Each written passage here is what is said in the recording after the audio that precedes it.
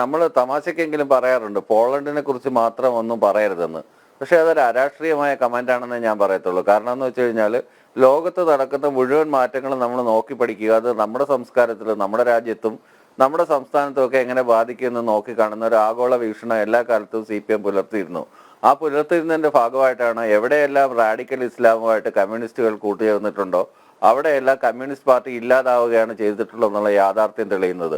അത് ഇന്തോനേഷ്യയിലെ 25,000 കമ്മ്യൂണിസ്റ്റുകളെ കൊന്നൊടുക്കിയതാണെങ്കിലും, ഇറാഖിലെ കമ്മ്യൂണിസ്റ്റ് പാർട്ടിയാണെങ്കിലും, ഇറാനിലെ കമ്മ്യൂണിസ്റ്റ് പാർട്ടിയാണെങ്കിലും, മറ്റ് പല രാജ്യങ്ങളിലെയും കമ്മ്യൂണിസ്റ്റ് പാർട്ടികൾ എവിടെയെല്ലാം റാഡിക്കൽ ഇസ്ലാമുകളുമായിട്ട് കൈ കോർത്തിട്ടുണ്ടോ അവിടെയെല്ലാം പൂർണ്ണമായിട്ടും തുടഞ്ഞു വയ്ക്കപ്പെട്ടു എന്നുള്ള വസ്തുത എല്ലാവരും പരിശോധിക്കുന്ന ഒരു വസ്തുത തന്നെയാണ്. അതുകൊണ്ട് അത് പുതിയതൊന്നുമല്ല.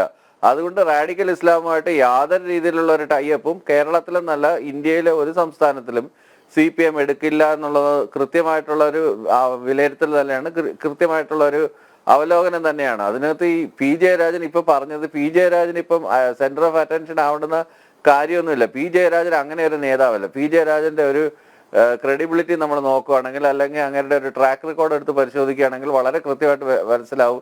ഇതുപോലെ ഏതെങ്കിലും ഒരു കാലത്ത് ഏതെങ്കിലും ഒരു വിഭാഗീയതയുടെ കൂടെയോ അല്ലെങ്കിൽ ഒരു നേതാവിന്റെ കൂടെയോ അങ്ങനെ നിന്നിട്ടുള്ള ഒരു തരത്തിലുള്ള ഒരു ഇതുമില്ലാത്ത ഒരു നേതാവാണ് ശ്രീ പി ജയരാജൻ എന്ന് പറയുന്നത്. അപ്പൊ പി ജയരാജൻ അങ്ങനെ ചെയ്യുന്ന വേറെ ആരെങ്കിലും സൂചിപ്പിച്ചു യാതൊരു അടിച്ചമർത്തലുകൾക്കും വിധേയനാകപ്പെട്ട നേതാവ് ഒന്നുമല്ല എന്ന് ഞാനത് സൂചിപ്പിച്ചപ്പോൾ പല രീതിയിലുള്ള അടിച്ചമർത്തലുകളും ഉണ്ടായിട്ടുണ്ട്.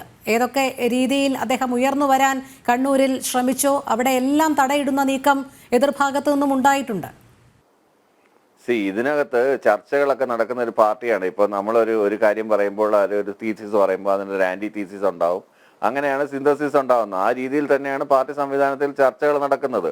ആ ചർച്ചകളുടെ അടിസ്ഥാനത്തിൽ ചിലപ്പോൾ കയറ്റിറങ്ങലുകളൊക്കെ ഒരു സഖാവിന്റെ സ്വഭാവം എങ്ങനെയാണ്, ഇങ്ങനെ വാർത്തണ്ടി നിർത്തി കഴിഞ്ഞാൽ എങ്ങനെയാവും, അല്ലെങ്കിൽ ഇലക്ട്രൽ പൊളിറ്റിക്സിൽ യൂസ് ചെയ്താൽ എങ്ങനെയാവും, അല്ലെങ്കിൽ ക്രൗഡ് പുള്ളറാണോ, അല്ലെങ്കിൽ ഇയാൾ പബ്ലിക് റിലേഷൻസ് ആണോ ഇയാൾ മെയിൻറ്റെയിൻ ചെയ്യേണ്ടത്, കൾച്ചറൽ അഫയേഴ്സ് ആണോ മെയിൻറ്റെയിൻ ചെയ്യുന്നത്, അങ്ങനെ അനുസരിച്ചിട്ടാണ് പാർട്ടി തീരുമാനിക്കുന്നത്. അല്ലാതെ ഒരാളെ ഒതുക്കുന്നതിന്റെ ഭാഗമായിട്ടൊന്നും അങ്ങനെ ചെയ്യുമെന്ന് എനിക്ക് തോന്നുന്നില്ല. അങ്ങനെ ഒതുക്കണമെന്ന കാര്യമൊക്കെ ഉണ്ടായിരുന്നു, ഒഴിവാക്കണമെന്ന സമയങ്ങളുണ്ടായിരുന്നു. അന്നേരം എല്ലാം ഒഴിവാക്കി വിട്ടിട്ടുണ്ട്.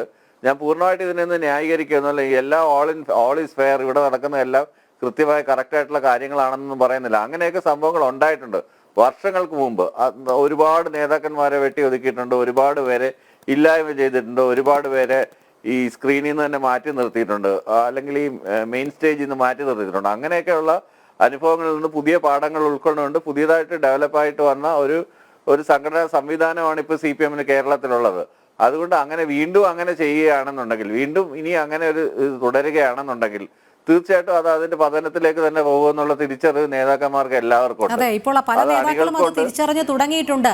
ആ ഏകാധിപത്യ സ്വരവും ഏകാധിപത്യ രീതികളും ഒക്കെ അവസാനിപ്പിക്കണം എന്നുള്ളത് ഇപ്പോൾ പലരും മുൻകൂട്ടി കാണുന്നുണ്ട്. ഈ പരാമർശങ്ങളൊക്കെ അതിന്റെ അടിസ്ഥാനത്തിലാണ് ഉയർത്തെഴുന്നേൽക്കുന്നത് എന്നും പറയേണ്ടിയിരിക്കുന്നു.